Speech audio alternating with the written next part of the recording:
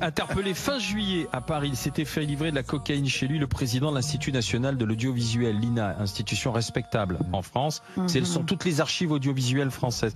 Il a été suspendu de ses fonctions par la ministre de la Culture, Rachida Dati. J'ai décidé, dit-elle sur les réseaux sociaux, pour la sérénité de l'institution, de le suspendre immédiatement. Monsieur Vallée dit prendre acte de cette décision pleinement respectueuse de l'institution. En fait, tout a débuté par la filature d'un jeune de 17 ans par les policiers de la BAC.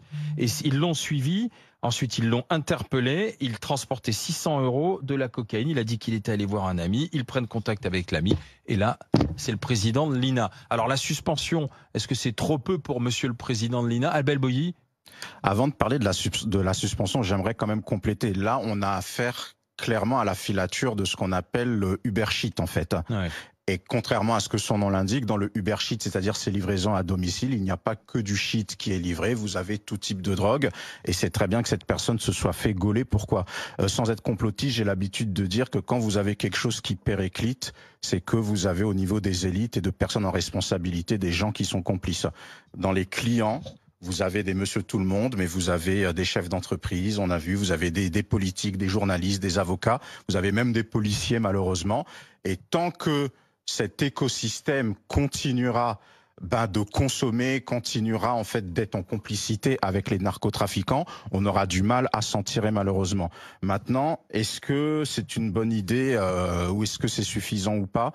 Je pense que quand on est en responsabilité, il faut avoir des peines exemplaires parce que je pense à monsieur et madame tout le monde qui sont capables, certains, d'être mis directement en détention provisoire pour la même chose. On voit que ce monsieur, il va attendre son petit timing de sevrage et puis comme il a des avocats puissants et comme il a des réseaux, la crainte c'est qu'il s'en tire mieux que monsieur et madame tout le monde.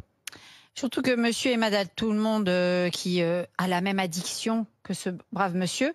Alors, ce monsieur, juste pour retracer son itinéraire politique, c'est un homme de gauche, hein, bien sûr. Donc il a été au cabinet de monsieur Fabius, puis de madame Filippetti. Maintenant, il est à l'INA, payé donc par nos impôts, 15 400 € bruts par mois. Donc, quand le petit consommateur du coin de la rue qui tourne ou la France périphérique qui consomme, parce qu'effectivement, on voit, on l'a assez dit ici, il n'y a pas que le shit, hélas. La consommation de cocaïne aussi augmente. Peut-être pour ça d'ailleurs que certains ont le cerveau en cacahuète.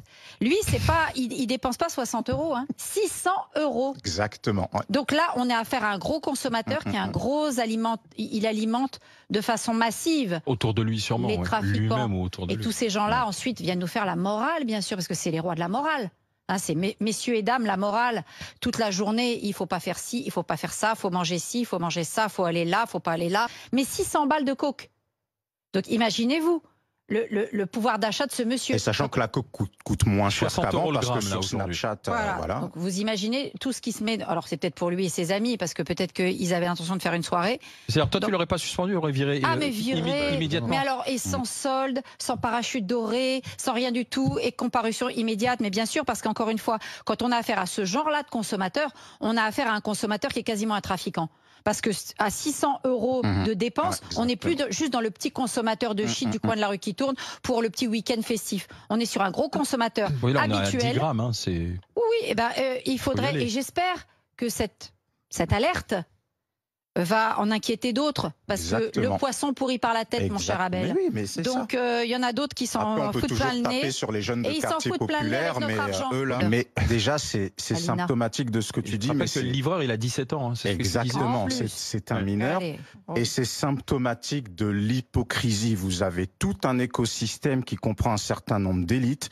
Ils savent très bien qui fait quoi. Ils se tiennent par des dossiers. Donc quand il y en a un qui tombe comme ça, les autres sont en train déjà de s'organiser pour pouvoir passer entre les mailles du filet. Et c'est ça que monsieur et madame tout le monde n'aime pas.